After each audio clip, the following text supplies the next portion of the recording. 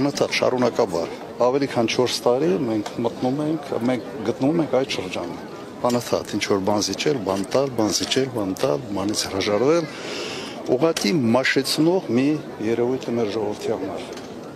Իսկապես շատ ծանր եւ մաշեցնող։ Եվ միգուցե նաեւ այս ֆոնի վրա ցեղասպանության ուրացումը շատ ավելի ծանր ընկալում է ստանում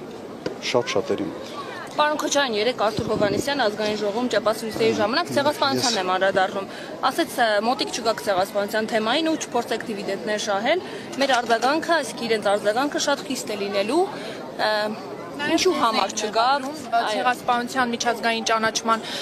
հարցը օրակարգից դուրս բերելու, ինչպես նաև սակարկման համար։ Լուրջ,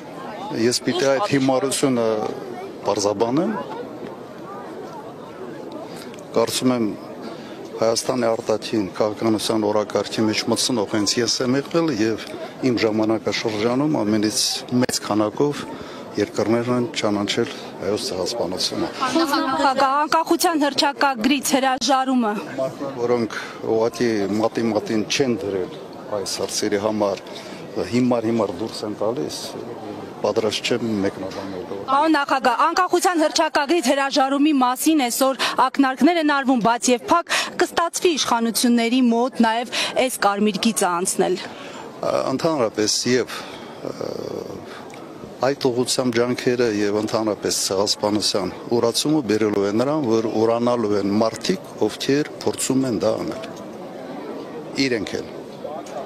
մոռացվելու մեր ժողովրդի կողմից։ Նիկոլ Փաշինյանը դատապարտել է Հանրապետության հրապարակում Ադրբեջանի եւ Թուրքիայի դրոշներն այրելը եւ դա սադրիչ քայլ է համարվում, ինչպես է գնահատում այդ արձագանքը։ Ես դες հիշեցնեմ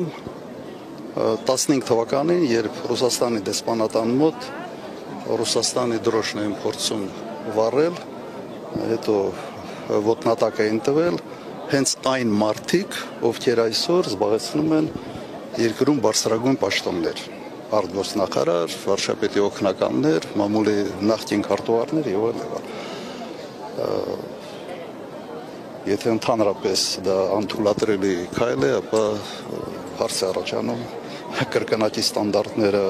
Ռուսաստանի նկատմամբ եւ Թուրքիայի նկատմամբ կիրառել են թե ոչ։ Ուղղակի ամոթ է այդ թեմայի շուրջ ընդհանրապես իրավունք չունեն խոսալու։ Նախագահ, կրկնակի ստանդարտների մասին Նիկոլ Փաշինյանը կապել էր հենց դրոշների այրման հետ։ Այդ կրակոցները թշնամու այն։ Մեկ ամիսա պատրաստում են, հա, այդ որ դրոշերը պիտի այրվեն եւ մեկ ամիս նախապատրաստական կրակոցներ էին, հա։ Իրականացնում այդ լավ աբսուրդների դաշ չմտնենք էլի։ Պարոն նախագահ, երկակի ստանդարտների մասին խոսեցիք, երկակի ընկալումներ կա նոյեմբերի 9-ի փաստաթղթի շուրջ։ Ինչ տեսակետ ունեք այս փաստաթղթի առնչությամբ, ինչ պիտի արվի դրա հետ։ Մի քիչ շատ խորացանք, ես ձեզ խոստանում եմ եւս մեկ մեծ մամուլի ասուլիս կանեմ կամ կհանդիպեմ լրագրողների հետ եւ բոլոր այդ հարցերի պատասխանները կտամ։ Դա արդեն մտնում ենք ավելի շատ sense մի քիչ ներքաղաքականի մեջ,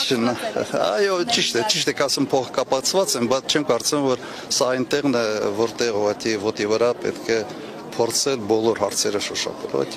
Շնորհակալություն, մեկ հարցել այստեղ ասեց, որ ՀԿ-ն ունի ծրագիր Փաշինյանին փողոցի միջոցով հեռացնելու։ Շնորհակալություն։ Մի փոքր աչքորը։